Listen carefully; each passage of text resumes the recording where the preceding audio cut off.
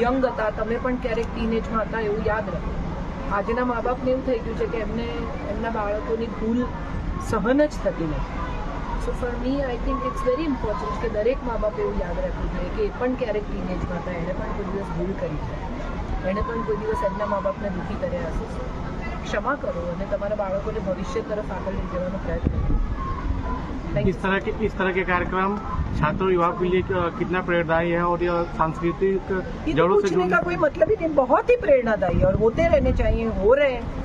एक कॉलेज इतने सारे छात्रों को इन्वॉल्व करके इतना बड़ा काम कर रही है तो मुझे लगता है बहुत बड़ी बात है.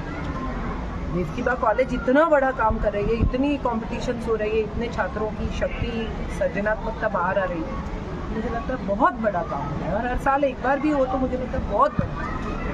धन्यवाद. Thank you so much.